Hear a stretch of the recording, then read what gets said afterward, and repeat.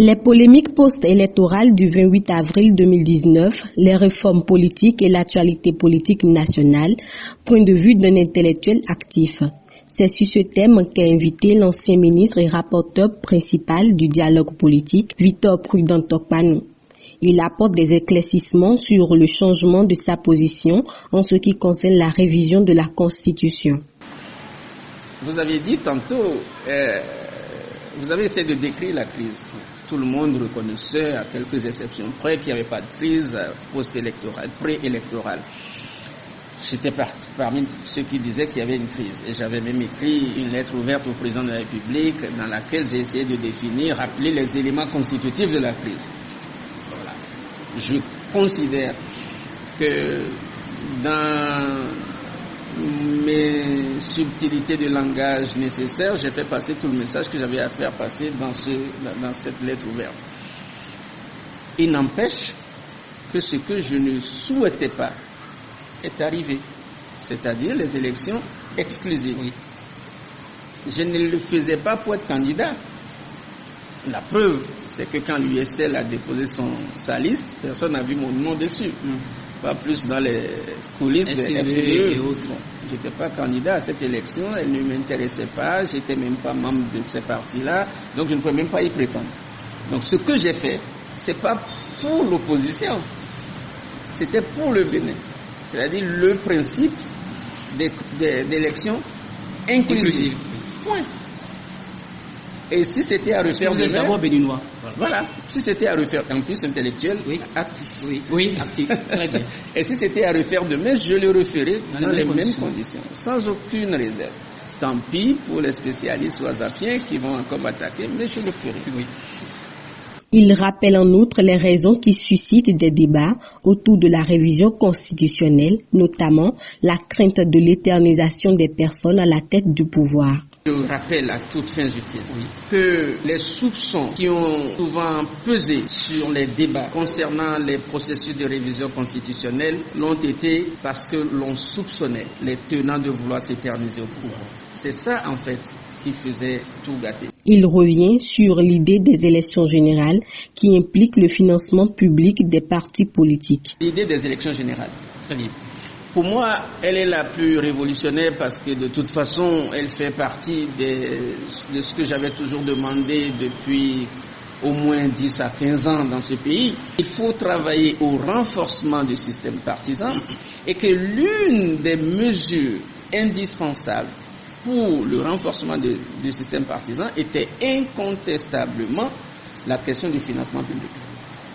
Si vous faites le financement public, vous êtes à ce moment-là en droit de poser des conditions avant que les gens ne bénéficient de votre financement public. Donc moi, je m'étais toujours battu en disant si le gouvernement, l'État décide d'aller vers le financement public, il pourra, exiger que les partis soient créés sur la base d'une idéologie, donc on va les contraindre à faire un travail idéologique. 2, à avoir une couverture nationale, puisqu'ils en auront les moyens, ils ne pourront plus se débiner, etc., etc. La formation de leurs militants. Nous sommes dans un système devenu totalement pervers par l'absence du système partisan, d'où le rôle de plus en plus prépondérant de l'argent sur la scène politique que tout le monde critique, mais sans jamais donner les solutions. Aller à l'élection générale fait appel à 2 conditions, la condition d'applicabilité et la condition de pérennité. Si on devait aller aux élections générales, il y avait 2 conditions, ce que j'ai appelé la condition d'applicabilité et la condition de pérennité. Condition d'applicabilité parce que si vous décidez d'organiser toutes les élections dans une période précise, il faut donc que tous les mandats soient de même durée. Donc, je crois que dans les discussions politiques, ils ont retenu 2026, ça permet à l'Assemblée d'avoir le sentiment de n'avoir pas été si illégitime et inutile que ça, mais en même temps se rattraper en prenant des dispositions qui puissent satisfaire les désirs des populations. Ça, c'était la première condition d'applicabilité et ses conséquences politiques. Il restait la deuxième condition, qui est la condition de pérennisation. Autrement dit, est-ce qu'il sert à quelque chose de décider des élections générales en 2021 et être obligé de reprendre des élections en 2022? le principe d'élection générale perd son sens à ce moment-là. Or, autant on est tous d'accord que l'Assemblée nationale ne peut jamais connaître de vide, puisque quand le président de l'Assemblée meurt, il peut être remplacé par son vice-président. Oui. Quand un député meurt, il peut être remplacé par son suppléant. En ce qui concerne la forme politique de la loi de l'amnistie, elle était formulée sous forme de libération des détenus politiques et retour des exilés politiques. Voilà, la fameuse loi d'amnistie, qui, il faut bien le dire, au départ, n'était pas formulée sous forme de loi d'amnistie. Ça a été formulé sous forme de libération des détenus politiques et retour des exilés politiques. Voilà.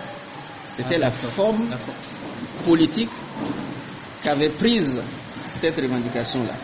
Le débat se referme avec un appel à l'unité pour la défense de la cause commune. Je pense qu'on a besoin de finir avec ces crises et se mettre ensemble pour affronter les problèmes qui nous concernent tous.